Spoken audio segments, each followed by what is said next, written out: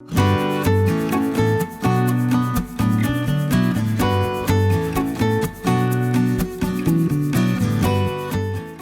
suis Caroline Bierling, je suis présidente de CBA Informatique, qui est une société, on édite des logiciels pour les professionnels de santé et tout particulièrement pour les infirmières libérales, dans le sud de la France, à Avignon.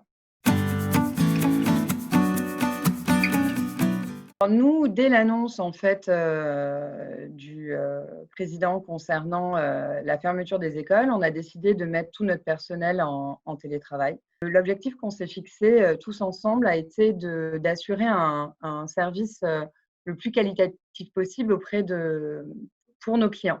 On a demandé à toutes les personnes qui étaient en capacité de répondre au logiciel de se mettre en appel. Donc, ça veut dire que des développeurs ou des commerciaux ont arrêté leur travail, on a vraiment arrêté les projets et on a fait en sorte d'atteindre notre taux de décroché. Donc rapidement, dès le lundi, on avait un taux de décroché qui était excellent. Les équipes, elles se sont de suite mobilisées et il y a vraiment eu, de la part de tous un un vrai engagement et c'était vraiment très chouette. En plus de ça, ça faisait quelque temps qu'on avait comme projet de mettre en place un outil de téléconsultation pour les infirmières dans le cadre d'un suivi qu'elles peuvent effectuer auprès de leurs patients ou pour tous les cas d'urgence. Donc, une téléconsultation qui est faite en accompagnement du médecin. Le seul projet qu'on a gardé, en fait, a été celui-là. Et donc, pendant cette crise, on a à la fois voilà, lancé ce projet, mais on a aussi essayé justement de continuer à apporter un soutien aux infirmières libérales à notre façon. On a beaucoup réfléchi, on a créé donc un groupe Facebook qui avait pour objectif de mettre en relation justement les infirmières entre elles pour qu'elles puissent discuter sur les inquiétudes qu'elles avaient sur la prise en charge de patients atteints du Covid. On a également créé un maximum d'articles pouvant aider les infirmières justement à savoir dans ce contexte comment continuer à exercer le mieux possible sa profession.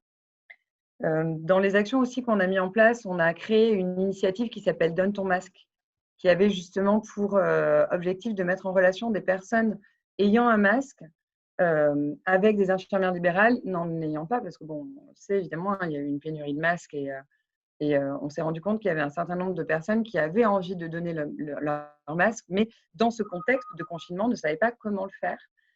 Donc on a créé cette initiative et il y a un certain nombre de masques qui ont pu être donnés à des infirmières libérales. Et enfin, on a, nous, une micro-crèche à CBA, une crèche d'entreprise qui, de fait, n'était plus occupée parce que les employés, pour la plupart, ont préféré garder leurs petits avec eux. Et donc, on a mis à disposition cette crèche pour le personnel soignant des hôpitaux d'Avignon et les alentours.